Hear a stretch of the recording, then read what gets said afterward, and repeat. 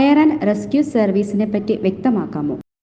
കേരള ആഭ്യന്തര വകുപ്പിന് കീഴിൽ 1962 കേരള ഫയർഫോഴ്സ് ആക്ട് പ്രകാരം രൂപീകരിച്ച ഒരു സേനയാണ് Kerala fire and rescue services. ത്രാണായ സേവാമഹേ ബി സർവ് ടു സേവ് എന്ന ആപ്തവാക്യത്തിൽ ഉറച്ചു നിന്നുകൊണ്ടാണ് Kerala fire and rescue services പ്രവർത്തിക്കുന്നത്. ഫയർ ആൻഡ് റെസ്ക്യൂ സർവീസിൽ ഉദ്യോഗസ്ഥരായി നിയമനം ലഭിക്കാൻ എന്തൊക്കെ യോഗ്യതകളാണ് വേണ്ടത്? SSLCയും +2 പാസ്സായ ആർക്കും കേരള ഫയർഫോഴ്സിലെ ഫയർ ആൻഡ് റെസ്ക്യൂ ഓഫീസർമാരായി നിയമനം ലഭിക്കുന്നുണ്ട്. അതിന്റെ നടപടിക്രമങ്ങളെക്കുറിച്ചും ഒന്ന് വ്യക്തമാക്കാമോ?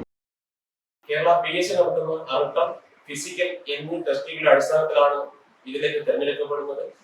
നിയമനം ലഭിച്ച ഉദ്യോഗാർത്ഥികൾക്ക് നൽകുന്ന പരിശീലനങ്ങളെപ്പറ്റിയുള്ള വിവരങ്ങൾ പങ്കിടാമോ?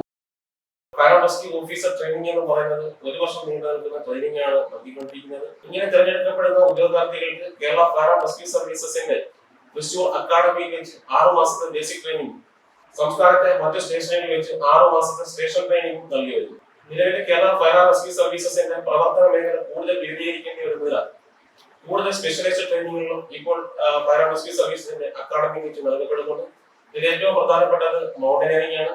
അതോടൊപ്പം തന്നെ സ്കൂബ ഡൈവിംഗ്, ഒപ്പം തന്നെ നീന്തൽ പരിശീലനം, ഇങ്ങനെ ഏത് അപകട മേഖലയും പ്രവർത്തിക്കുന്ന രീതിയിൽ പ്രാപ്തരാക്കുന്ന രീതിയിലുള്ള ട്രെയിനിങ്ങുകളാണ് നിലവിൽ ഇന്ന് Kerala fire and rescue services ഓരോ ഉദ്യോഗാർത്ഥികൾക്കും നൽകിക്കൊണ്ടിരിക്കുന്നത്. ഫയർ ആൻഡ് റെസ്ക്യൂ സർവീസിന്റെ നിലവിലുള്ള നേട്ടങ്ങളെയും കുറിച്ച് പരാമർശിക്കാമോ?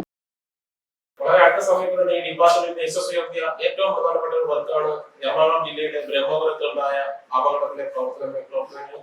ഒപ്പം തന്നെ 2018-19 കേരളം കണ്ട ഏറ്റവും വലിയ പ്രളയങ്ങളിൽ കേരള ഫയർ ആൻഡ് റെസ്ക്യൂ സർവീസസിന്റെ പ്രവർത്തനങ്ങൾ വളരെ വിലപ്പെട്ടതാണ്. കേരള ഫയർ ആൻഡ് റെസ്ക്യൂ സർവീസസിന്റെ ചരിത്രത്തിൽ ആദ്യമായിട്ട് ഏകദേശം 100 ഫയർ വിമണിനെ പരിശീലനത്തിനായി തിരഞ്ഞെടുത്തിട്ടുണ്ട്. ഇവരുടെ പരിശീലനം സെപ്റ്റംബർ 4-ാം തീയതി മുതൽ ഫയർ ആൻഡ് റെസ്ക്യൂ സർവീസസിന്റെ അക്കാഡമിയിൽ ആരംഭിച്ചിരുന്നു. ഉദ്യോഗാർത്ഥികളെ ഫയർ ആൻഡ് റെസ്ക്യൂ സർവീസിലേക്ക് ആകർഷിക്കാനുള്ള പ്രധാന ഘടകങ്ങൾ എന്തൊക്കെയാണ്? Kerala fire and rescue services ഡിപ്പാർട്ട്മെന്റിൽ ഫയർ ആൻഡ് റെസ്ക്യൂ ഓഫീസറായി വരുവാൻ ആഗ്രഹിക്കുന്ന നിങ്ങൾ ഓരോരുത്തരെയും ഈ ഡിപ്പാർട്ട്മെന്റിന്റെ പേരിൽ ഹാർദവമായി സ്വാഗതം ചെയ്യുന്നു. ഫയർഫോഴ്സ് ഡിപ്പാർട്ട്മെന്റിൽ വരുന്നതിനുള്ള ഏറ്റവും വലിയ പ്രാധാന്യം എന്ന് വെച്ചാൽ ഇതൊരു യൂണിഫോം സർവീസ് ആയതിനാൽ നമ്മുടെ ജീവിതത്തിൽ ഉടനീളം ഒരു അച്ചടക്കം നമുക്ക് എപ്പോഴും നിലനിർത്താൻ സാധിക്കും എന്നുള്ളതാണ്. ജീവിതത്തിൽ ഉണ്ടാകുന്ന ഏത് പ്രതിസന്ധികളെയും നേരിടുവാൻ ഇതിൽ നിന്ന് ലഭിക്കുന്ന ട്രെയിനിങ് കൊണ്ട് നമ്മളെ പ്രാപ്തരാക്കും എന്നുള്ളത് വളരെ പ്രധാനപ്പെട്ട ഒരു കാര്യം കൂടിയാണ്. I think it is the most noblest profession in the world.